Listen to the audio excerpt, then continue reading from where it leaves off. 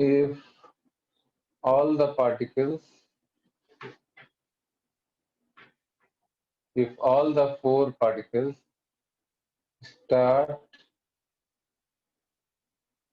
moving simultaneously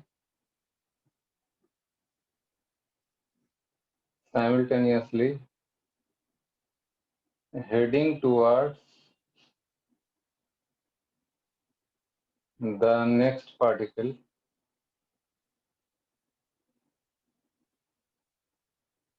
find the time after which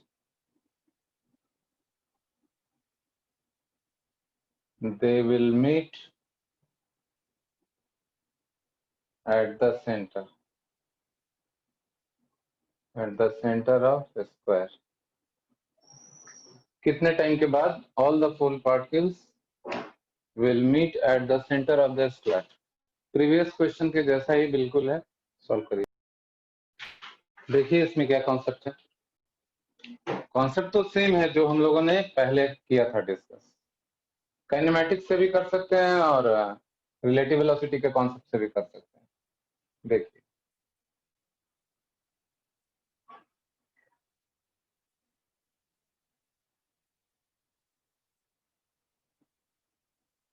this is the centre जहां पे सारे particles मिलेंगे। देखा जाए तो पार्टिकल ए हो या बी हो या सी हो या डी हो, डी का ही देखें तो D particle is moving initially in the direction of A और ये एंगल है 45 डिग्री। तो यू का कंपोनेंट टुवर्ड्स द सेंटर है। पार्टिकल डी के बारे में बात कर रहे हैं। पार्टिकल डी को अगर कंसिडर करें फिर, so component of velocity in the direction of D O towards the centre, this is u cos 45. It means it is u by root 2. This is the component of velocity. And actually when they will move in this direction, actually they will follow the path of this type. This will follow this type of path, this will follow this type of path, and this will follow this type of path. टेढ़ा मेढ़ा, लेकिन displacement तो यही होगा। Displacement जो होगा particle D का, that is equal to D only, that is half of the diagonal, that is half of the length dB. This is half of root 2 into L, so it is L upon root 2. Displacement इतना है और speed का component इतना है। Displacement हो गया component of speed u by root 2 into time t। Displacement है L upon root 2, this is u upon root 2 into time. Therefore, time taken is root 2 cancel, L upon u. This is the answer. Displacement देख लीजिए, हर एक particle का इतना ही हो रहा है, L upon root 2 ही हो रहा है, और हर एक पार्टिकल का टुवर्ड्स द सेंटर किसी भी मोमेंट पे वेलोसिटी का कंपोनेंट u by root 2 ही है। Hence, displacement equal component of velocity into time हो गया।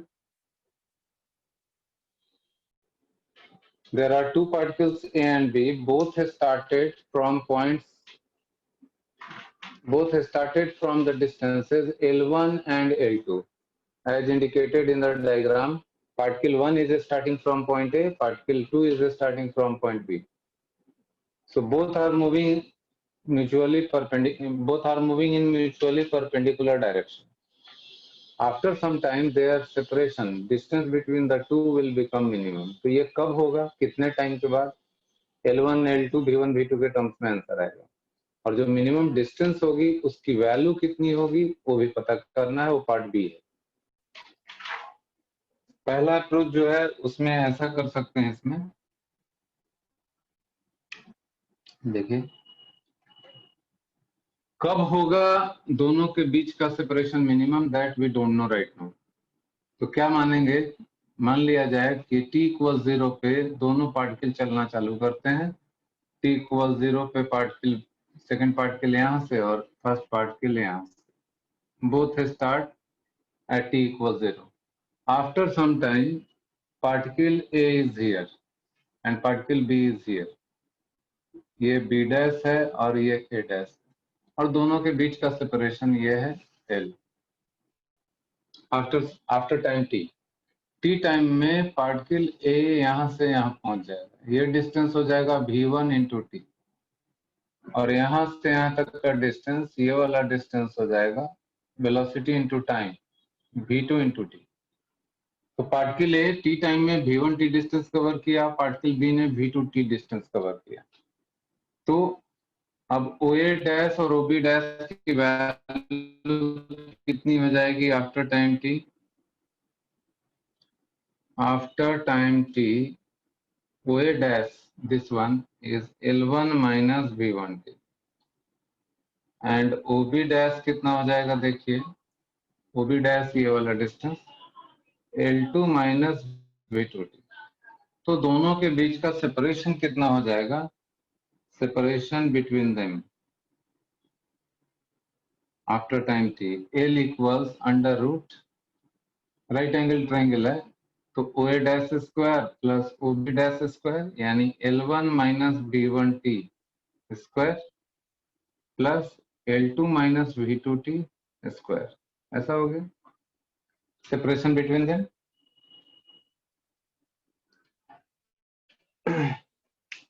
L is separation between them t time के correct for L minimum dl by dt should be 0। इसको differentiate करके 0 कर दीजिए, जो टाइम है अपने आप आ जाएगा कि at this time this separation will become minimum. After doing this operation, you will get T equals L1 V1 plus L2 V2 divided by V1 square plus V2 square. This is a standard result. So you have to remember this formula. अगर exam में इस type का question आता है तो directly आप ये formula use करिए, इतना टाइम वेस्ट नहीं करेंगे एग्जाम में। अब देखिए क्या करना होगा, इसको इक्वेशन 1 मान लेते हैं। Substituting value of t in equation 1, then L minimum आ जाएगा, यानी इतने टाइम के बाद ये जो सेपरेशन है मिनिमम हो जाएगा। तो t का ये वैल्यू यहाँ डाल देंगे, यहाँ डाल देंगे, थोड़ा लेंदी कैलकुलेशन होगा, तो क्लास के बाद आपको वो कैलकुलेशन करना है, because calculation is very lengthy.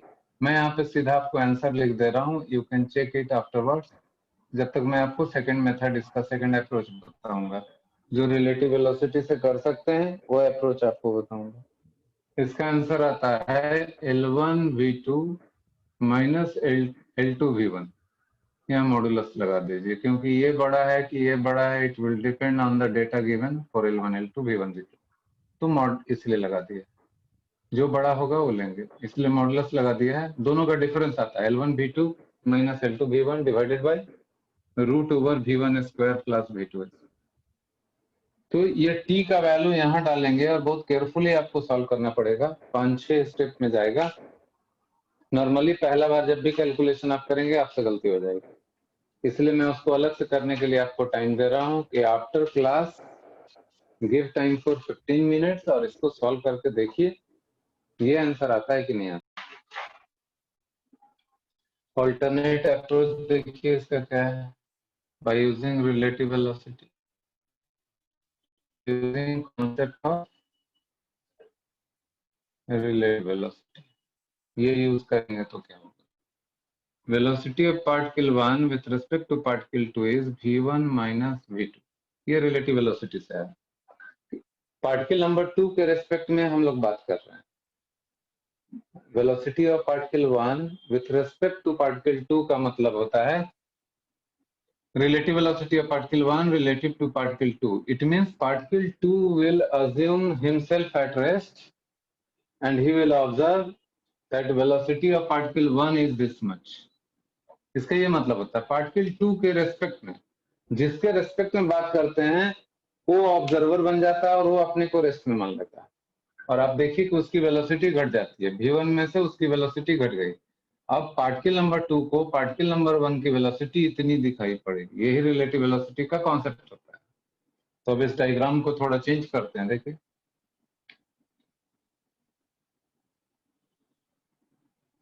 किसी इंस्टेंट पे या बिगिनिंग में भी आप सोच सकते हैं पार्टिकल 2 यहाँ पे है, now particle B will be treated at rest, ये अपने को रेस्ट में मान लेगा।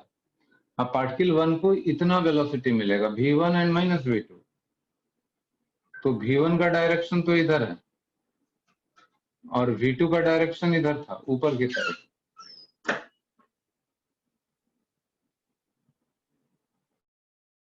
v2 का डायरेक्शन था upward towards point O, minus v2 का मतलब होगा डाउनवर्ड। और किसको मिलेगा ये सारा वेलोसिटी, किसको मिलेगा? पार्टिकल नंबर 1 को। देखिए यही समझना है, माइनस v2 को मैंने यहाँ ले लिया, v1 को यहाँ ले लिया, because particle 2 will be treated at rest and he will make the observation for particle 1. particle 2 जो है particle 1 को देखेगा कि किधर जा रहा है, तो particle 1 इतनी वेलोसिटी से जाएगा, यानी v1 और माइनस v2 का जो रिजल्टेंट होगा, v1 इधर है माइनस v2 इधर, इन दोनों का रिजल्टेंट इसके बीच में कहीं आएगा। इस तरीके से देखिए v1 and minus v2, these two vectors are inclined at 90 degree, तो दोनों का रिजल्टेंट इधर कहीं आएगा इस डायरेक्शन में। This is the direction of v12, ये जो है v1, ये एंगल आप थीटा मान लीजिए, because these two vectors are at 90 degree. तो v12 का मैग्नीट्यूड अगर निकालें, v12 मॉडुलस, दो वेक्टर अगर 90 डिग्री पे है तो v1 square plus v2 square, यानी इस वेक्टर का मॉडुलस इतना है, यानी पार्टिकल 2 को पार्टिकल 1 इतना वेलोसिटी से, magnitude of velocity root over v1 square plus v2 square से थीटा एंगल पे जाता हुआ दिखेगा, where tan theta is given by tan theta, देखिए this component by this component v2 by v1।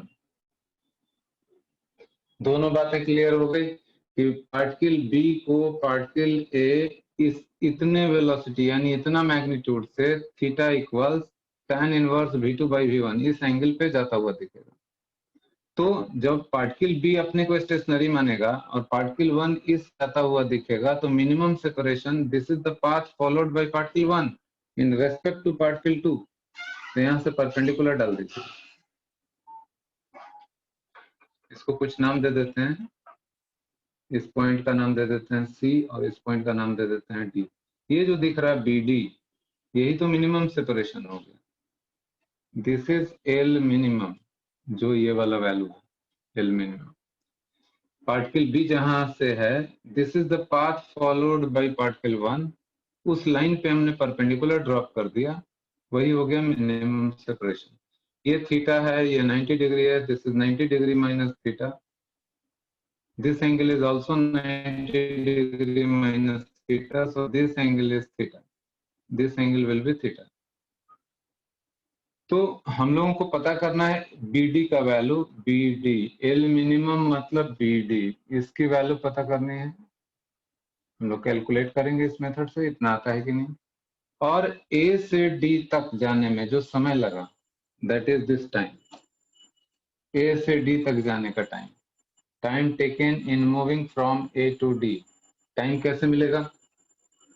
Distance upon velocity, this is AD by velocity v12।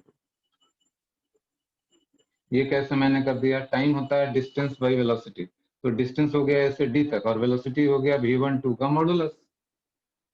AD कैसे मिलेगा? AD मिलेगा AC plus CD से divided by under root v1 square plus v2 square. यानी time पता करने के लिए task क्या है? AC पता होना चाहिए और CD पता होना चाहिए। अब AC और CD आप कैसे इवेलुएट करेंगे? How to get the value of AC? अब आप ये देखिए, इस डायग्राम में हम लोगों को OA का वैल्यू मालूम है L1, OB का वैल्यू मालूम है L2। Since AC and CD how to evaluate, ये मैं आपको बता रहा हूँ calculation. Since tan theta is from this formula v2 by v1 and tan theta is also equal to This is the height OD divided by OA. तो यहां से OD आ गया. OD is OA times V2 by V1. OA is L1. L1 times V2 by V1. OD आ गया. O से D का length आ गया. हम लोग को चाहिए था AC. AC कैसे मिलेगा?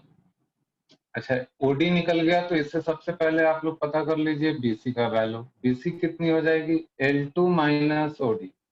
From diagram you can see. BC is यहाँ से यहाँ तक L2 है. OB में से OD को घटा दिया तो BC आ गया. तो BC की वैल्यू हो गई, इसकी जरूरत पड़ेगी अभी. OD is L1 V2 by V1. This we got. BC आ गया. और AC के लिए क्या करेंगे? We can make use of sin theta, cos theta. Since cos theta is OA divided by AC, तो यहाँ से आ गया AC equals OA upon cos theta. अब देखिए कैसे निकलेगा. AC equals OA. OA is L1 cos theta. tan theta है V2 by V1. तो cos theta हो जाएगा V1 divided by under root V2 square plus V1 square. So this is equal to L1 under root V1 square plus V2 square divided by V1. This is the value of AC. AC निकल चुका. CD आपको चाहिए. CD चाहिए यहाँ से यहाँ तक. और BC का वैल्यू यहाँ निकाल चुके हैं. ये देखिए इक्वेशन 1, इक्वेशन 2. इस छोटे से ट्रायंगल में अगर देखा जाए तो दिस एंगल इज थीटा. तो tan थीटा देखिए या cos थीटा देखिए. किससे हमें चाहिए वैल्यू CD का. किससे CD का वैल्यू निकलेगा? CD यहाँ ले तो sin थीटा से निकलेगा. sin theta equals CD upon BC. क्योंकि ये भी राइट एंगल ट्रायंगल है. ये एंगल थीटा है तो sin थीटा हो जाएगा. इसका हाइट हो गया CD और हाइपोटेनस हो गया BC. ये देखिए BCD. जैसा मैंने cos थीटा का वैल्यू लिखा वैसे आप लोग sin थीटा का वैल्यू लिखेंगे. CD आपको चाहिए. BC यहाँ दिया हुआ है. BC का वैल्यू यहाँ डालेंगे और AC निकाल चुके हैं. यहाँ से आप निकालेंगे CD. AC और CD को ऐड करके इससे डिवाइड कर दीजिए. देखिए टाइम ये आता है कि नहीं. I will wait.